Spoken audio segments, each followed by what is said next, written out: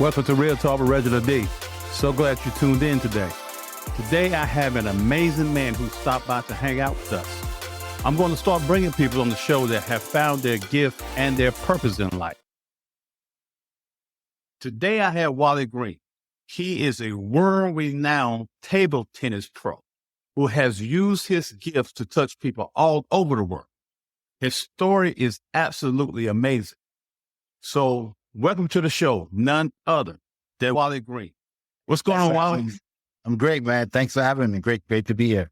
Oh, man, I'm so honored to have you on today, man. I read your story, and I was like, I got to get this guy on my podcast. Man, I really appreciate you, and I really appreciate you taking time out to talk with us today. Definitely. Anytime. All right. So let's jump right into it. Tell us about your life growing up in the projects of Brooklyn and some of the challenges and obstacles you faced.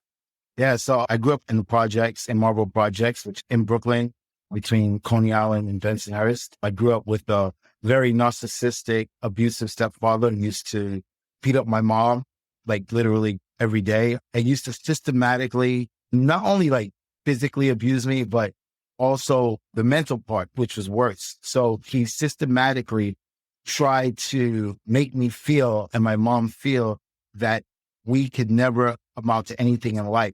So every single day, my stepfather would tell me, you'll never be successful. You'll be dead. You'll be in jail. You're useless. You're worthless. Why are you here? Why are you in this world? And he did this because my stepfather was actually illiterate, but he was able to get by because he was a master carpenter, right? So he had a skill that he was extremely good at, and that's how he got by. But like I said before, he was the kind of person that believed he's the king of the castle, and he wanted to make you understand that he was the king of the castle. So I grew up with just a lot of hate for him, and sometimes hate for my mom as well. And at an early age, I started living a gang life in an early age because that was where I found some kind of form of family, right? Because what I had, I knew was not a family. So I found it somewhere else. And I started in a gang at an early age. By 12, by 13, I already owned guns at 13 years old. And it was just a really crazy life. Wow, man, that's a really rough life. The abuse you and your mom went through was horrible. In an earlier podcast, I talked about words being spoken over my life at a young age. And it really does a lot of damage to a child. It ignited a fire in us to prove them wrong instead of breaking us, man. Well, let's talk about this. Let's talk about table tennis / ping pong. I grew up in the hood myself. I didn't know what a table tennis or ping pong was until I moved out of the hood. All we had was a basketball goal that didn't have a net. And I think we moved one place at one point that we didn't have pole to put the rim on. We nailed the rim to the tree and started balling that way. So it was rough, man. Or the milk carton. Yeah. Oh, the milk cartons, you got a basketball rim. Yeah, that's it. Exactly. So how in the world, coming up the way you came up from the projects of Brooklyn, how did you get interested in table tennis? Oh, man. So that's really strange because I actually hated the sport. So they had this sport in my high school, and I played football, basketball, volleyball. I played every sport I could play. And the reason why I played sports because sports was the balance in my life. So I had the gang life, and then I needed another balance. And that balance was the balance that kept me numb, because, you practice in the morning, you go to school all day, and you practice after school. By the time I get home, I'm tired. Now I'm numb to the craziness that's going on. So I feel like it's not really affecting me as much because I'm not mentally invested in it. So I was like a super athlete. I played every sport. So when we were playing football, we were coming through the lunchroom because in order to go to football field, we go through the lunchroom and then we come out doors on that side to go directly to the field. And I saw some kids playing ping pong. And I was like, what kind of sport is this? Like this sport it's so weird. And I used to make fun of the kids. I used to say, look at these kids playing a sport with short shorts and a stick, right? Because they all had these super shorts on. And so I hated this sport. But, life is crazy. You never know where it brings you. And one day I was shooting pool. I started to get into pool and I got upset, slammed my pool stick on the table. The pool stick shattered. And I was really angry. And I was the kind of person that I took everything that happened to me, I had to take out on other people, right? Because that was the life that I was living. That was where I grew up. And so I saw some kids playing ping pong. And what better people to take it out on, right? A sport that I hated.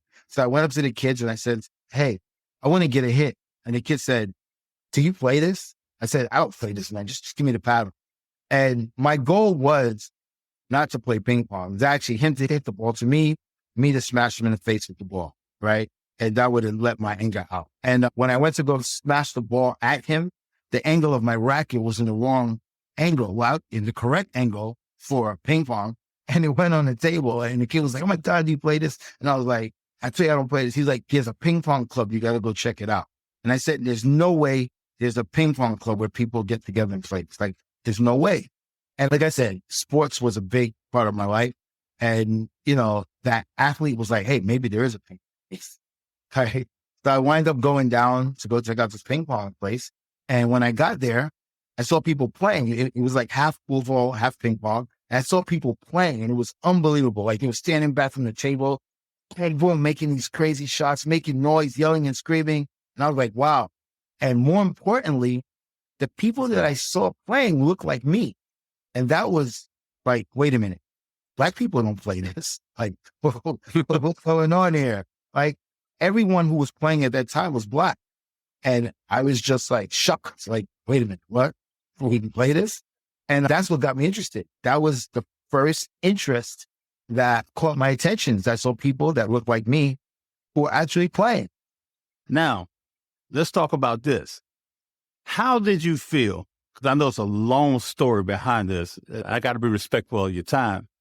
But how did you feel when you had the opportunity to go and play ping pong, table tennis in a competition and in other countries?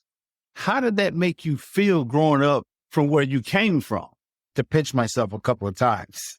Like, is this real? Man, it had all kinds of emotions, right? Because I was able to play because I originally had went to Germany. So someone wanted to save my life. They paid for me to go to Germany to learn ping pong. And that's how I got to actually really learn. And even during that time, it was tough because even though I went to Germany, didn't mean that that violent, aggressive kid just changed overnight, right? So I had to get adjusted. And it took a little while. There's a saying, it's called killing you with kindness. I got killed with a whole lot of kindness. And eventually I figured out that not everyone's out to get you. There are people who genuinely like you, not because you can pick up your gun for them, but because they like you just because you're you. So once I was able to figure that out, that was the first mindset change, right? And then I was like, okay, all right, I can make friends with other people outside. But when I first started to like really play around the world, I mean, that whole thing was just crazy, right? Because the way I got to play around the world was I made a video game with a very famous video game company called Rockstar Games. Rockstar Games scouted me at a tournament. So at this tournament, I'm playing this Chinese kid who was visiting. And as we were playing, the Chinese kid would make a point and he would go, yeah, they make these crazy noises. And then I was getting tight because I was like, I know what he was saying. So I started bringing the ghetto to the sport and I started talking trash. And Rockstar Games happened to be there. And when Rockstar Games saw this going on, they got interested and they came up to me and they said, hey, do you know Rockstar Games? I'm like, yes, of course I know Rockstar Games. Grand Theft Auto, of course. And they're like, well, we're going to make the world's first ping pong game. Are you interested? And I was like, 100%. Because I was thinking about, playing pro later on. And if I work with a big company like this, I could get sponsored. And that's what happened. I made this video game with them. It won all kinds of awards. And then I asked them to sponsor me. And they did. And they paid for me to play all over the world. And as I was traveling all over the world, it was really interesting because this is a kid who came from the project with actually nothing, like zero. Like, I mean, in reality, I kind of had no business being there. What am I doing in China and Japan and Korea, Germany and all these countries, like playing pro level at the highest level of any sport, right? Most people don't even make it out. And so sometimes it didn't even feel real. Like sometimes I had to like sit back and be like, wait, is this really happening? Like, is this for real? Like, I'm really traveling. I never left Brooklyn, right? I never left Brooklyn. I played, how many sports I played? I played every sport in school, every single sport. I never left Brooklyn. Now I'm all over the world. So it was definitely very eye-opening. It was, like I said, I always had to sit back and think and be like, man, is this really real? Am I really like all over the world now? So yeah, it's crazy. And it always seemed crazy throughout the whole time. Man, I tell you what, I can't even imagine that. I can't imagine that. It had to be crazy, like being in North Korea. I heard your story about that, man. It was crazy, right? Yeah. So let me ask you this, Wally. So how did playing ping pong open up doors for you? Because I read that you have been on all these international magazines, top magazines. You've been on TV shows, all of the stuff on the Today Show, the Early Show, Steve Harvey Show. I mean, you've been on all of the stuff. Wow. How did that open doors for you? Man, like through the journey of being a pro athlete in a sport where I didn't belong, because if you looked at me and you took every ping pong player in the world, that if you took me and you took the world of ping pong pros and you put me somewhere in the middle of these millions of hundreds of thousands of people, you could easily say, hey, wait a minute, that guy doesn't belong there, right? So like I was saying, you could easily just point me out. And so through the journey, I had to figure out what I wanted to do in this sport. When I first came into the sport, I would say, I'm going to be the best in the world. I'm going to be number one, right? And that was an unlikely goal, right? Sometimes we get way ahead of ourselves and we make these goals that actually don't make sense. And that actually didn't make sense because I started very late, started at 17 years old. I'm fresh on the pro circuit. Everybody's better than me. But I was thinking like, I'm going to be the best, right? And because I didn't make goals that actually made sense, I was actually failing all the time. Like I was getting beat so badly. I would travel from America to China to Germany, all these countries, and I would lose in the first day of my competition badly. And there was a point where I had to figure out, what am I going to do? Like, what's my part in this sport as a pro? Because at some point, there has to be some kind of realization that, no, you're not going to be number one, right? And sometimes we have to really understand, like, what's real. I started at 17 years old. There's people started at 3. They're playing how many hours a day? And so things started happening. And it started happening because I just started being me.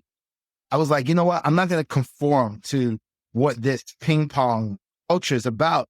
I'm just going to bring the ghetto hood into the sport. I'm going to bring the flair. I'm going to bring the fashion. I'm just going to bring the craziness. And no one was doing this. And then once I started doing that, then I started noticing crazy, weird things. Like normally in a pro competition, there's a loser and there's a winner. Who gets the interview? The winner. Of course, the winner gets the interview. But I started noticing that I would lose and I would get the interview. And I thought that was weird. Like, why am I getting the interview? And the interview would be, where you from? We heard you're from New York. We heard you grew up this way. How did you ever get to play ping pong? Like some serious interviews. And it would happen all the time. And I started thinking like, you know what? Maybe I don't need to be the best in the world. I just need to be myself. And I found my niche just by being myself, right? Just being this outgoing, crazy dude from the projects who's playing a sport that he doesn't even belong in, right? And just showing up. And everything would just happen like from that. Like the interviews started coming. I think a funny story. I would play in China. This is crazy. I would play in China. And the way the formats go for these pro tour tournaments, first there's a group, right? So in the group, you can have 4 people. One's going to play each other. So you'll get 3 matches. The one with the best record goes to the first round, right? Now, normally in the group, you don't get a TV tape, right? Because there are TV tables. The TV tables are going to be the live tables that whatever country you're in or wherever you're at in the world, you're going to see this match live, right? And normally in the group, you don't get a TV tape. It's very rare a player gets a TV table in a group, right? So I would go to China And then I would notice that in the group, right, in the qualification, I'm on a TV table. I was like, this is crazy. And then my next match would be on the TV table again, which is impossible. And so one day I got really pissed off, right? Because I actually did not want to be on the TV table. I was the worst pro. I was the worst pro in the world. Like, I was the worst pro in the world. Why you want to put me on the TV table? It's crazy. So everyone in the world can see me get beat. So I didn't want to be on the TV table. So I went to the Chinese Association before a match I was going to play. I says, hey, listen, you guys keep putting me on the TV table. Can you take me off this table, please, and put me just like on a normal table? I don't need to be on TV. Like, I want it, right? And the organizer said, Wally, oh, you have to be on TV because you are good for TV. He said it just like that. And when he said it, it clicked. It clicked immediately. It clicked. I was like, wait a minute. First of all, I'm Black, right? There's not many Black players in the world that play the sport.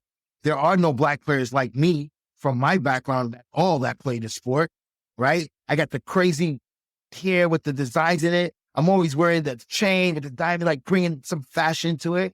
And I realized, I said, wait a minute, you know what? I bring the cool into the sport. I bring the hip. I bring the fashion. I bring that little kind of ghetto thuggish kind of aura that they don't have in this sport. And that's why they wanted me on TV, because I was entertaining. And then once I figured that out, I was like, wait a minute, hold on. I don't need to be number one in the world, right? There are players in every sport or most sports that I like, not because they're the best, because when I see them, I know them that I'm going to leave there saying, what the hell just happened? So for example, let's take tennis. There's a guy that I really like a lot. His name is Gaël Monfils. He's from France. He will never be number one in his life, but he is incredible. And the stuff that he does is just wild stuff. So I had that wow factor, right?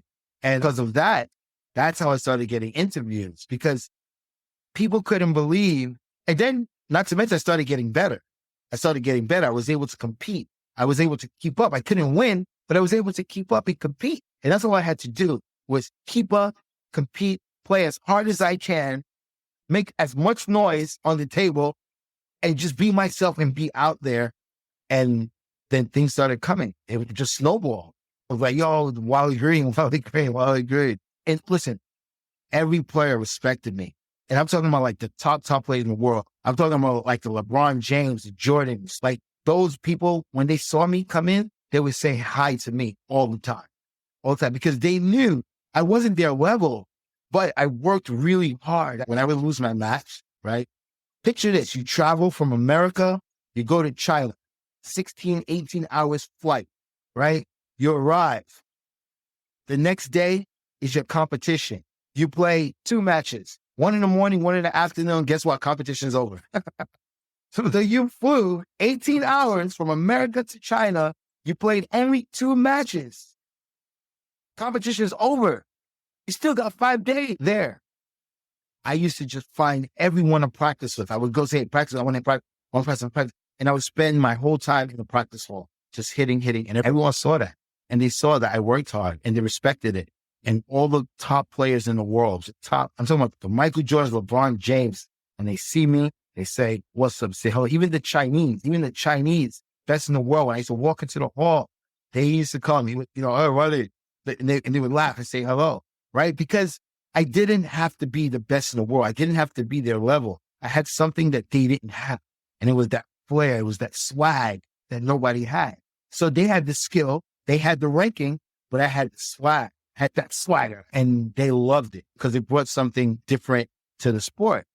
And because of that, that's how I started getting all these interviews, and the media just went crazy with it. Then once people heard my story of where I actually came from and how I even got to playing pro, I mean, technically, I shouldn't be traveling around the world, right? I mean, technically, I should be dead or in jail. I mean, because that's where I was going, and I was able to escape that and be able to travel around the world to play. And that's why I started getting all the media and things like that, just overcoming and staying strong and persevering. And that's why I was able to do all the media stuff. Man, that's truly amazing. I always say being you is your power when it's all said and done. Being you is your power. Now, let me ask you another question. How do you feel about the youth today, and what drives you to reach out to them?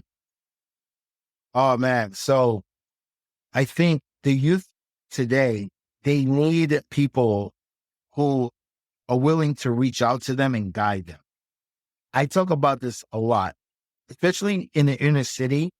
Like the youth, they're hurting. They're really hurting. And people aren't really listening to them. They're hearing, but they're not listening to them. They're really not listening to them.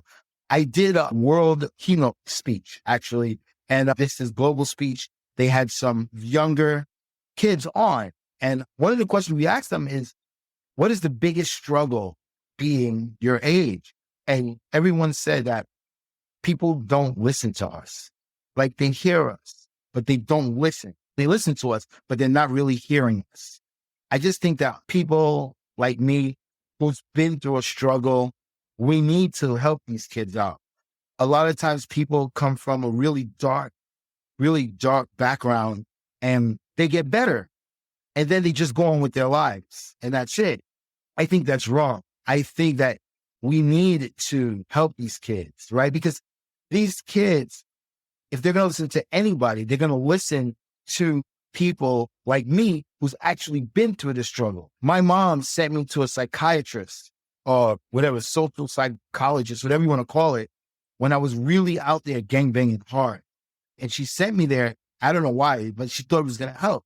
And I remember sitting down with this guy and I asked him, I said, at the time, I think I was probably like maybe 14. And I asked the guy, says, hey, have you ever had a gun put to your head before? And the guy said, oh, no, he's never been in that situation. I said, have you ever seen a gun? Have you ever touched a gun? And the guy says, no, never been in that situation. And then I said, why the hell am I here with you? Like, what could you possibly have to tell me that I want to listen to? And that goes for the kids of today as well. So many times they're seeing these specialists and these therapists who haven't been through anything. And I call them, because I'm so against it, I call them textbook therapists. Everything they learn is from a textbook. But if you didn't live that life, if you weren't in the project, there's no way you can begin to understand it unless you go there and live there. So I think that people like me who's really been through it really need to go back and help these kids. And there's so many ways to help them. You don't have to be actually there. You can use social media by the messages you post, by the things you say, by doing podcasts like right now. Keep telling your story. The more you tell your story, people will hear your story and they will be like, oh man, you know what? That guy went through hell in his life. I'm going through the same thing. You know what? Let me listen to him. So I think that right there is definitely one of the most important things, like for the youth. And I'm all about helping the kids always. Outstanding. Yeah, that's very important. That's one of my passions in life is helping the youth. Let me ask you this. Tell us a little bit about the spin competition. Oh, yeah. So we used to have a party. So before the party, the beginning story is really funny. And it's so funny because all through my life, it was about being at the right place at the right time. For some reason, I've always been at the right place at the right time, which is crazy because everything in my life happened because I was at the right place at the right time. And this was another one. I was at a tournament playing someone and the coach of the kid was being really obnoxious to me, making all these noises. And I got really upset. And I told the coach, I said, listen, if you don't shut up, I'm going to punch you in the face for 10 minutes. And then 3 guys were standing by the side and they started laughing. They thought it was really funny. The 3 guys came up to me and says, hey, we're documentary filmmakers and we love ping pong. We're not good, but we have a ping pong table in our apartment. Would you come and play with us? And I was like, hell yeah, let's go. So I would go to these guys' apartment, this loft apartment, play ping pong with them. I wind up living in this apartment, right? Now I'm living in this apartment. We started a ping pong party. People come over and just play ping pong and have fun, just enjoy life. The party got really big. Then we decided, you know what? Let's make this party official, right? Let's call it Naked Ping Pong because naked was a state of mind, meaning live life free, no worries, just enjoy life. Life is too short for the BS. Let's just have fun. So the website got a lot of hits. It started to get really big to where we started getting sponsors. Red Bull sponsored us, alcohol companies, beer companies. They were like, we can't give you guys any money, but we'll give you all the product you want. So now we got all this product. We got a fridge in our apartment of Red Bull. We got vodka bottles, unlimited beer bottles. And then we figure out, how can we make money from this? How can we make money? You can't sell alcohol in an apartment. It's illegal. You will get kicked out, but you can give it away for free. You can give as much alcohol as you want to anyone. Just can't sell it. So we say, you know what? Let's make, within this party, we'll make a tournament and we'll charge everyone $20 to get in for the tournament. As part of the tournament, you get unlimited drinks all night long. So our parties got so big to where it was around the line. Like we were in the New York Times, we're in the Daily News, we're behind taxi cabs. You know, the party's getting really big. In the process, we met Susan Sarandon. And every great thing comes to an end and a new beginning. So we had to get out the apartment. The other wanted to sell it. Then we were like, you know what? Let's take this business. Let's just take this idea to another level. Let's make it a business. And we came up with a concept and we came up with a business plan. We gave it to Susan Sarandon and she helped us get the investors. And that's how we started our first club in Manhattan, 23rd Street. And now we have 9. So it's been pretty crazy. Yeah. Wow. That's amazing, man. That's crazy. Great. It's about having fun. We took a sport that's very serious, that's not fun. If you ever been to like a real ping pong club, like not my club, because my club is a party spot, right? We got alcohol, we got food, we got DJs coming. But if you ever been to a real ping pong place, it's not fun. If you took your date there, it'll probably be the last date you had with them. It's not fun. It's very serious. No one's playing around. People are angry if you're in their way. So what we wanted to do, we wanted to remove all of that. And we wanted to take the sport, make it fun for everyone. And that's how we came up with the concept. Okay. So tell me this, Wally. I read something about you trying to get your own show. Yeah. So what's the goal with that? Yeah. So my ultimate goal is to have the Wally Green show. And the reason why I came up with that is, like I said, been on a couple of talk shows. And then what inspired me the most was I think it was during the pandemic or before, there was an artist. Well, he was I don't know what he was, a DJ or producer or something.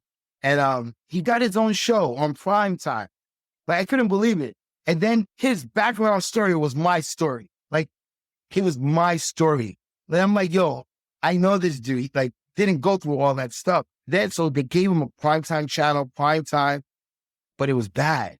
And the reason why it was bad was because, I don't know, not everyone is for TV, right? Not everyone is made for TV. And for me, he wasn't made for TV. And I knew the show wasn't going to last because when I watched him, I felt like he wasn't natural. I felt like he was just thinking too much. And then I thought, man, you know what? If this guy got his show prime time using the same background story as mine, why can't I have my own talk show? And my talk show, what I want to do is I want to interview people who are doing real stuff, the people that we never hear about. Think about it. If you didn't meet me, if you never met me, you wouldn't know my story. You wouldn't know that I went to North Korea to do a diplomacy for world peace. That's not like saying like, hey, you know, I got a job at Microsoft. No, going to the most dangerous country in the world and doing diplomacy for world peace, that's big, that's huge. But you wouldn't know about it if you didn't meet me or if you didn't hear about me, right? So on my talk show, I want to have people on that are doing huge things that we don't even hear about. Stephen Curry has a podcast, right? And it's under his media company called Unanimous. And they chose about 4 or 5 people around the world to be in it. I'm one of them. The name of this series is The Greatest Sports Stories Never Told or Untold. Untold or never told. I can't remember exactly, but it just goes to show like, these are the kind of people that I need to have on my talk show so that everyone can see like, yeah, there are people doing big things. They may not be in your media or on your social media or in front of your eyes all the time, but behind the scenes, people are doing huge things. So that's the kind of talk show I want to have. I really like that concept. Now, I'm going to do something different with you. Okay. I got 3 questions that I want to know, or the audience needs to know about Wally. Simple questions. Okay. Okay. Love it. What's your favorite food? Oh, her favorite food is gonna be Japanese. And I think Japanese. Japanese food, I think my favorite food is gonna be a food called nikujaga, which is like potatoes and carrots with this kind of stew and some beef. So that's my favorite food. Okay. Okay. Where did you go on your first date? Oh man, I was a bad boy. I don't know if I should answer that question.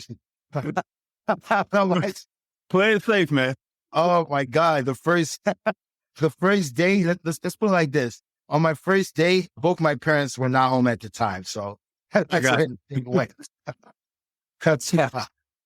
I got you. Not a good boy when I was young. All right. All right. Let's move on to the third question. Yeah. What is your favorite car? Ooh, that's tough. I don't really have a favorite. I don't know. I'm going to say Lamborghini for some reason. The Lamborghini is one of those cars that, like, I wouldn't buy it unless if I spent money on it in full, I'm not missing that money. That's the only way I'm going to buy that car. But that's a car that, when I think of a car, like what kind of car that I would want to just ride in, would be a Lambo for sure. Right. With some weird color. So check this out. When I said I was going to ask you that question about your favorite car, I said Lambo. Really? I said that's what you were going to say. Oh, wow. I don't know why. It just came to my mind. I said, he's going to say Lambo. So, yeah. But finally, Wally, what would you say to someone that grew up with less and they are struggling with finding their purpose in life? Yeah. Oh, man. So the finding your purpose thing is really difficult because we don't know when we're going to find our purpose, right? Sometimes it comes to you early in life. Sometimes you may think that's your purpose and you find out it's not. And then sometimes it may come later. But I think more importantly, be authentic, like be an authentic individual, be passionate, be authentic, be you, be truthfully you, and believe in yourself. I think if you do those things and you live those things, authenticity, believing in yourself 100%, whatever you have in your mind, you believe it, I think will make it a lot easier to find what your purpose was. Because I didn't really find my purpose until pandemic. I didn't really find it until the pandemic.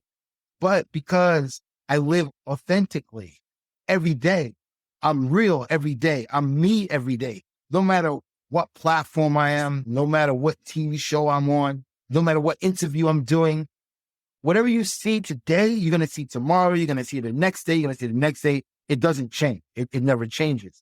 And I think that's how I was able to find what my purpose was, right? Because I really didn't know. I had no idea until the pandemic. And then I was like, yes, this is my purpose. This is what I'm here to do. This is why I went through such a hell of a life for. So, yeah. There you have it, man. Wally, I really appreciate you stopping by, talk with us today. I've been waiting on this for the last couple of weeks, man. I've been so excited. Man, I can't wait to talk to Wally. So it's been great. And I really appreciate you stopping by and taking the time out of your busy schedule, man, just to hang out with me. And we got to do a part 2 later on, talk about North Korea. Yes, sir. We definitely would do that. We definitely, you're welcome anytime. We definitely going to get back into that. Definitely. All right. Well, I appreciate you, Wally. Appreciate you as well, man. Thanks for having me. Yes, sir. Thanks for tuning in to Real Talk with Reginald D. If you enjoyed the show, please share with anyone you think that needs to go on this journey with us on making you a better you. See you next time.